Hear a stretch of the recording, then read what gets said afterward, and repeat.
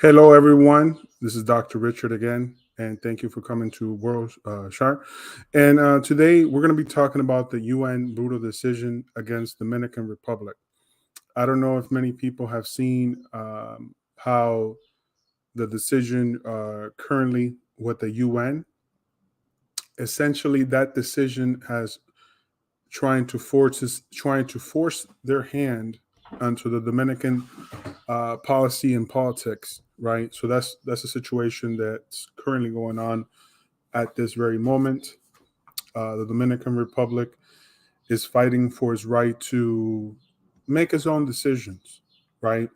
No country should be forced to be under neo-colonialism. The UN, you know, cannot decide for a country what its national security policy or how to immigrate or migrate people in and out of the country. If that is the case, that is the definition of colonial powers, colonial rule, right? So that's what we'll be discussing today. Let me see if I could get a little bit of a graphic here. Still fairly new, guys, so just kind of bear with me. Still fairly new to to the studio and going live here. So just bear with me while I still learn this stuff, and then once I get going and I become pretty good at it, I think you guys would tell the difference, right? So, one of the main things that we have to think about, in terms of when we talk about neocolonialism, we're talking about human rights, right? And that's kind of what we're discussing today. We're going to be discussing, what rights are are valid and what rights are not valid, in terms of the policies. So there's a law that was signed. There was a resolution which was signed between the United Nations and the Dominican Republic. Is the 1942 peace accord or peace treaty, and then there was also an agreement between Haiti and the DR. I believe it was 1949 for the canals, right? 1949 or 1935. And there was another one after that was redacted as well. But with the canal specifically, Juvenal Moise, he did not get authorization from the Dominican Republic for the canal. He only discussed the canal, so it is in direct violation that 1949 agreement between the two nations for the Massacre River. In addition to this, the some of the concerns with national security have to do between the DR and Haiti have to do with the violence in Haiti.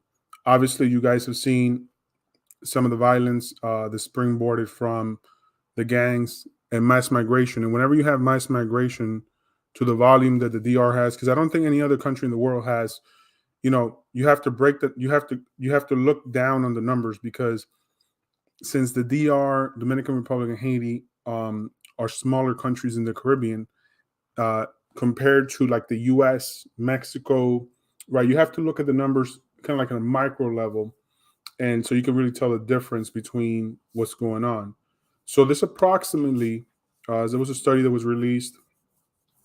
I think the study says it's 1.5 million Haitians in the Dominican Republic, but this study is actually pretty old, and that study only accounts for the people who've been counting for in terms of who the government started counting, stopped counting for. And you have to remember the government of Haiti has never uh, counted, done an actual tally as much as how many people actually left from Haiti. DR and the DR doesn't do a great job either. Remember, the military and the government's a bit corrupt, so they haven't really always done a great job in terms of who's, what are the real numbers. But we can make some estimation. I wish my graphic things were working, but I'll just leave it for another time. Um, you know, and basically, what it is that you know the situation, but based on the numbers, how we seen the numbers based on the 2018, 2020. At that point, there was about a million five, million two.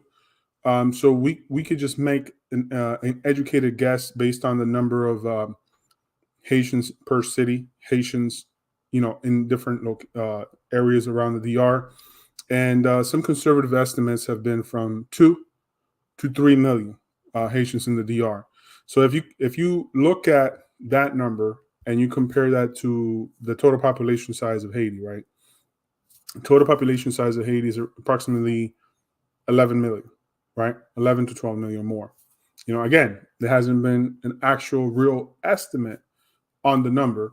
I spoke to a politician in Haiti about a year ago, and he told me the number is closer to 15. But again, he didn't provide sources for that, so I'm going to stay away from that. I'm just going to keep the numbers the same. Let's say it is 11 million. I highly doubt that's the real number. I think the number's a lot higher than that in Haiti, but let's just keep it at 11 for safe, just for communication purposes, right?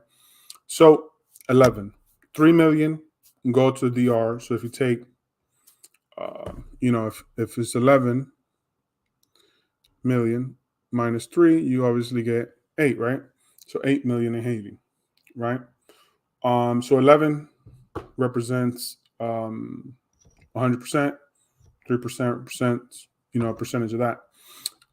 So in the DR, there's also approximately 11 million people, right? So now what you have is two countries with approximately 11 million people on each side, right? That represents approximately 100% of each population. Now, if let's say you put both sides into one side of the island, that's 22 million, right? So 22 million will be 200%, right? 100%, 200%, right? And so the GDP in Haiti, last time I checked, don't retweet and then you put another number, was approximately about 20 right? 20 billion. Where the DR depends on which reference you go to, it'll show you between 140, 160, or 190 billion, right? So it's about 10 to 15 times greater, right? So and then the per person per capita is between 6 to 15, 16,000 per year. And in Haiti is like 600 to 1,200, right? 2,500, something like that. Again, depends on which source you look at, right? So basically you have two countries with kind of similar population sizing, but very different. You know what I mean? Much higher GDP on the DR, much lower GDP on the Haiti side, and that does affect the per person, right? That does affect the per person and the opportunities per person, right? Because if you have 11 million people already, you didn't account for the other country, right? It's obviously less opportunity and more poverty. Poverty index and the unemployment rate for the other country is going to go out of control. Like if you have, let's say, for example, if you have 40, 50% unemployment rate in Haiti, and if you have a 13% unemployment rate in the DR, you add that 40% plus 13, now you have 53% unemployment rate. So the numbers are going to look really crazy. You know what I mean? The numbers are going to look really crazy. Like, oh, wait a minute, I thought this was a growing country, right? And then the growth for the DR, we're talking about 5.2% according to IMF. They did the analysis for this year. So that's the actual number, right? So all these things being considered, you also have to put into consideration that the security in Haiti versus DR is very different. Haiti doesn't have a military; they have a police force between 5 and I think it was between 5 and 10,000 or 15,000 police. Where in the DR, you have a full military. You have like 66,000 active, 66 to 100,000 active, and then you have reserves, so like 66,000 also. So you have like 100,000 plus, right? Active and reserve. And in Haiti, you don't really have that kind of story. And then they also have a strong police force. They have a lot of police in the DR, right? So you have a semblance of law and order, maybe not great training in the DR, maybe some corruption in law in terms of military because the laws are different. It's not the same laws as the U.S. You can't apply U.S. laws into like Dominican Republic. It's a different, it's a Caribbean country, it's a third world country Compared to the U.S., that would never work. But you know what I'm saying? That's the two systems that you have to work with, right? That's the two systems that you have to work with. So now, looking at, when you look at the DR, and you look at Haiti, you have the G9 gang in Haiti. You have, that guy named Barbecue. You have the 4 to 8,000 prisoners that escaped, right? That were taken out of prison. You have the 200 to 400 gangs, right? So all these things are issues that if you expose that to the DR, with the current system and the current population, because the current cops and the current military are there for the current population. Now we're talking about doubling, you know what I'm saying? Doubling the amount of people, doubling the amount of police needed, doubling the amount of security needed, doubling the amount of food needed, doubling the amount of money needed. So everything will have to be doubled, right? And it's something that the country didn't even think about because, again, Haiti has its own sovereignty. If you don't have your own sovereignty, why would you go to a different country if it's literally a failed nation? Because if your country is, working perfectly, well, they say it's only in Port-au-Prince, right? But if it's only in Port-au-Prince, why are millions of people leaving Port-au-Prince instead of going to one of the other 10 provinces? There must be something, right? Something that they're not talking about. Because if Port-au-Prince is the only place that's out of control, right? Why these Haitians can't go to the other ones that are in good shape if the country is not if it's not a failed state, right? Nobody has asked that question, right? But when you have a situation where you have millions of people, let's say Port-au-Prince, let's say it has the total country is 11 million. Let's say in Haiti, in Port-au-Prince, they have another 3 million people because is the state, right? It's the capital. Would that create max chaos for the DR? I think it would. Because again, the border was not; those borders are not created to support millions of people. You know what I'm saying? Or to walk millions of people through. Most borders are only created to, several thousand people, several hundred people, maybe 10,000 people. Maybe 10,000 people, 20,000 people, but a million people, 2 million people. Especially the DR and Haiti border, it's a Caribbean country. We're not talking about the US and Canada, major world powers, that could have very high end sophisticated equipment or the Mexico, Tijuana, and, Tijuana, Mexico is a very rich country as well. 1.66 trillion economy, and they could afford to have more sophisticated border security on both sides of the border, right? So we're not talking about that here. We're talking about a Caribbean island, right? Caribbean nation country that has 22 million people on both sides, 11 million people on the Haitian side, approximately 3 to 5 million Haitians in Port-au-Prince, who, if they go, let's say, for example, the Gabon border, that might cause some issues, right? So the UN, what the UN is doing right now, and I wish I could bring up I wish I could just bring up the what's it called there on the screen, the Twitter. I still have to learn this program. It's going to take me several weeks or so. But yeah, the UN, they really have violated the sovereignty of the Dominican Republic, because there's no way, you could be a sovereign nation and have that kind of interference. It affects the national security of the country. It affects international relations. It affects the leadership of the country. It affects decision making, who the country should listen to, like the police, the military, the government. If you have a situation where the president of a country has failed to lead, right, and now the UN is dictating what they can do and can't do. For example, one of the statements in the UN, I wish I could post this up, was that Dominicans have to arrest Haitians at will to go back. I forgot exactly the terminology they used, but it's something similar to that. So how can you impose any kind of good how can you impose any kind of good management of people if everything you're doing is coming into question? You know what I'm saying? Like your everything you're doing is coming into question, from your immigration policy, how you capture, how you arrest people, and the human rights, or what about the rights of the people that are arresting and risking their life to arrest people who are could be criminals and want to cause harm to the soldiers and the police? What is their defense mechanism, right?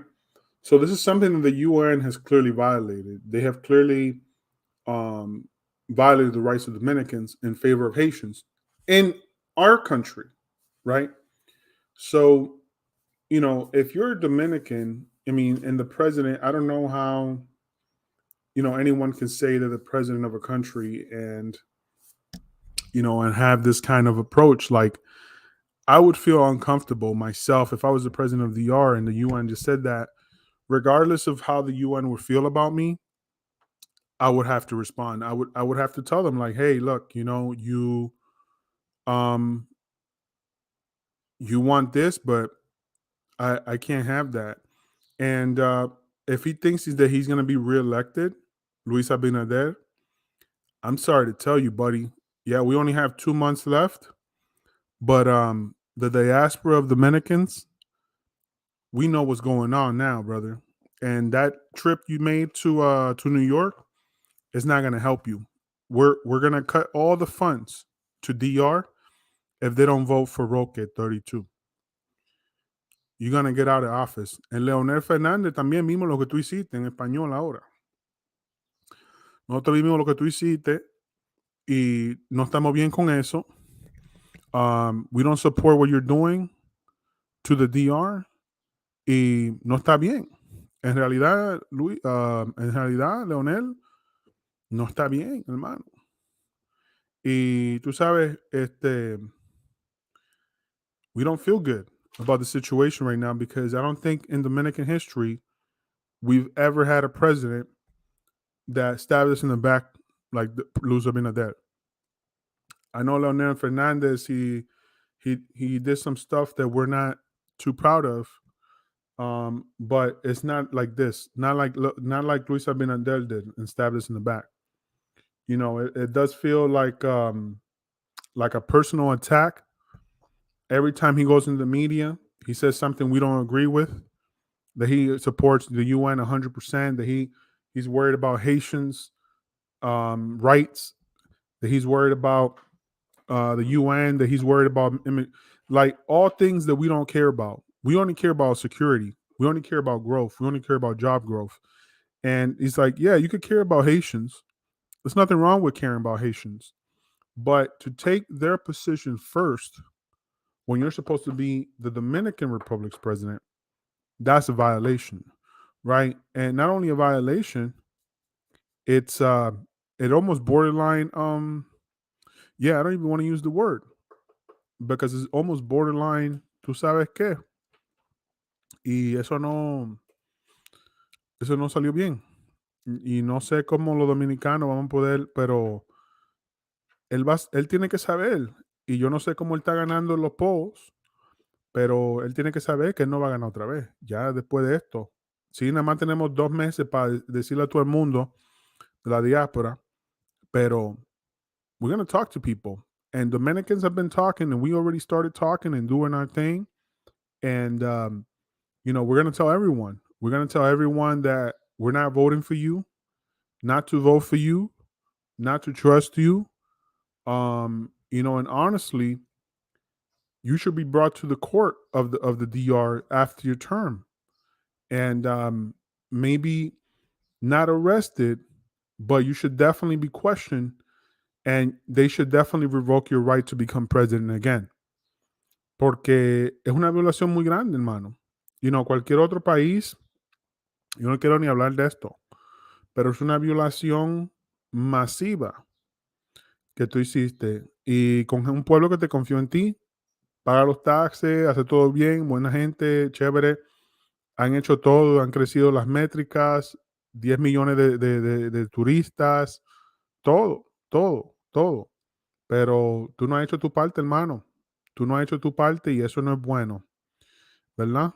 Y ya nosotros, estamos cansados porque nosotros trabajamos aquí en Estados Unidos y, my parents, myself, my parents, they came to America to make more money for when they retired to go to a safe country for them, a country for Dominicans and not for Haitians, right? So the diaspora sacrificed for 30, 40, 50, 60 years to build Dominican Republic for the family of the Dominicans, not for Haitians. We didn't save and invest this money for Haitians, right? We didn't buy houses and buy lands and build, sacrifice, took cold, lived inside the houses, listened to annoying brother-in-laws and sister and all this kind of crap, um, just for you to turn over the country to Haitians.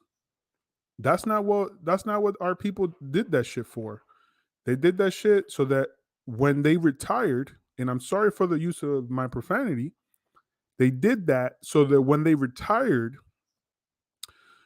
they could go somewhere where they didn't have any problems. Besides La Lu, when I was a kid, the main issue we had was the light or the gas or the cars or the roads issues and stuff like that.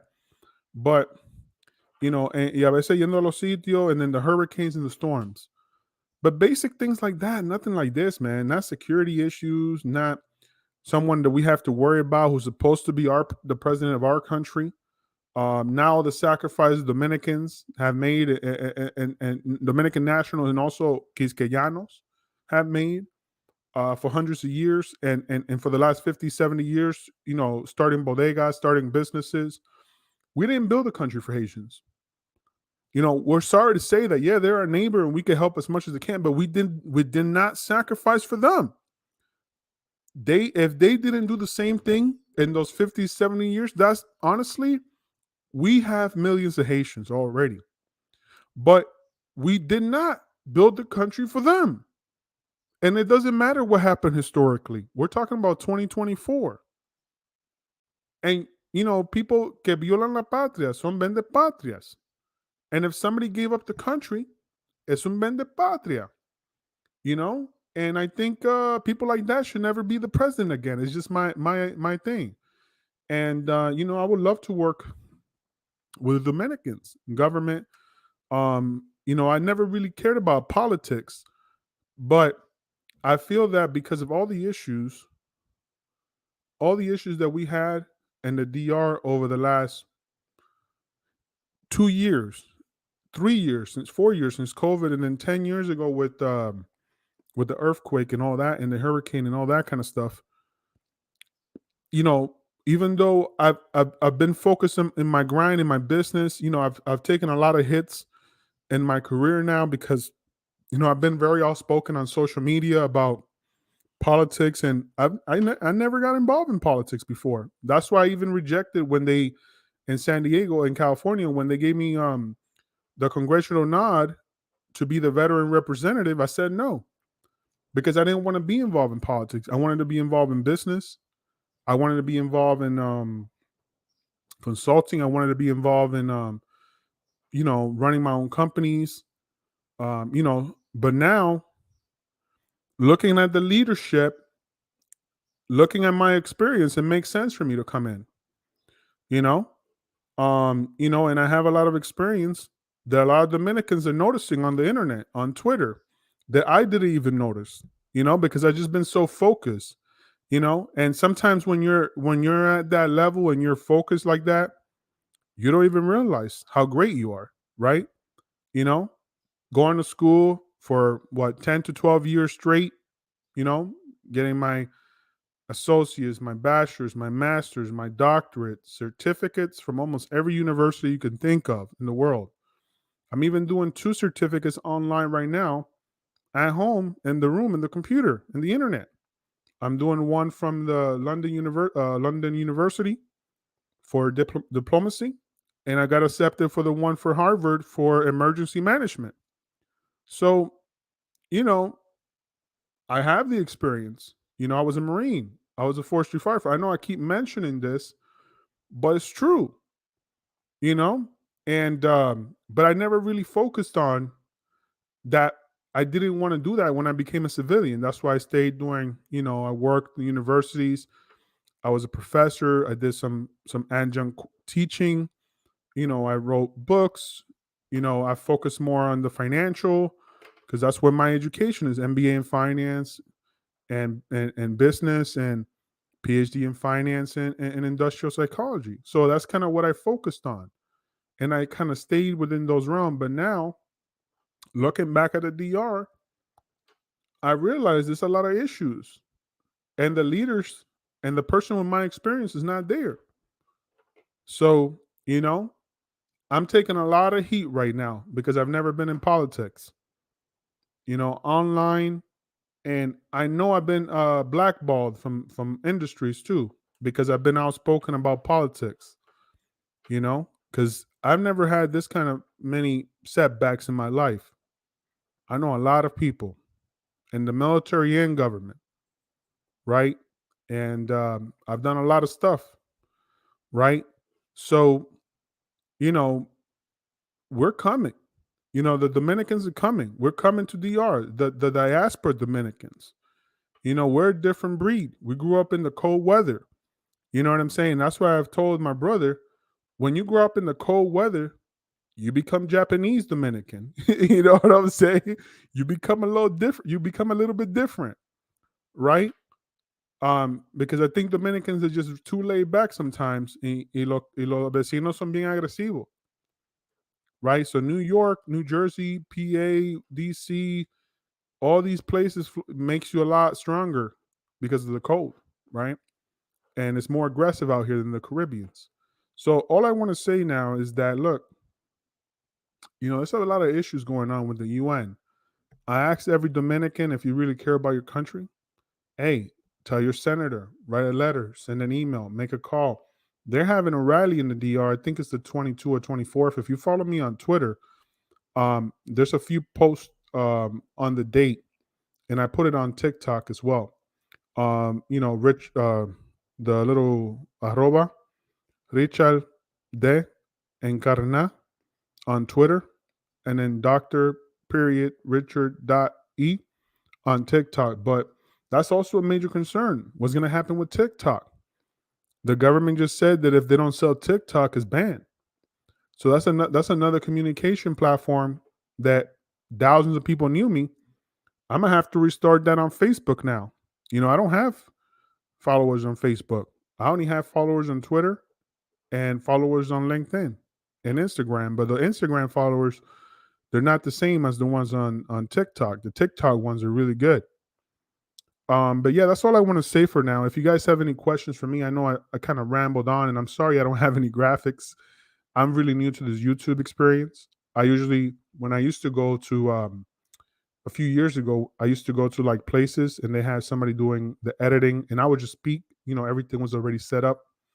And then I'm using a new software right now. You know what I'm saying? So I'm just kind of learning that too. So I appreciate you guys being patient with me as I learn the whole YouTube setup.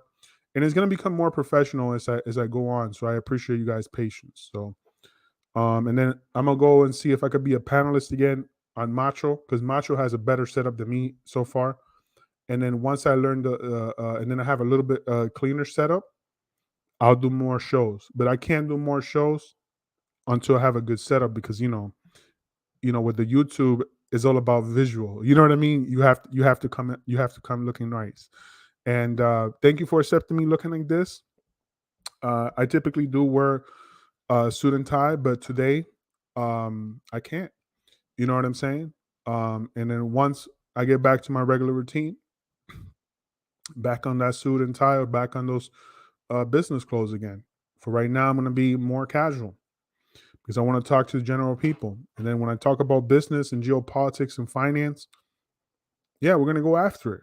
But right now, the most pressing issues in the world have to do with geopolitics, right? That's also finance as well, if you think about it, because you're talking about millions of people Economies are about finance and people. That's what economies mean. How many people in an economy use money, right? And supply and demand, right? That's fine. That's economics. Supply and demand is, you know, what is the demand that people have? Like right now, the demand is safety, right? A lot of Haitians need safety. Is it in high supply? No, it's in low supply. Why? There's a lot of people who need it. So the demand is high, but the supply is low. So that's economics, right? It's just a quick lesson on economics. But anyway, guys, thank you for being with me today. Make sure to subscribe if you like this type of content. Again, I'm gonna keep improving the content as we go along. Make sure to follow me. If you need me, if you want to talk about certain specifics in terms of finance, we can. You know, I have a lot of experience in terms of microeconomics, in terms of military economics, government finance, in terms of banking.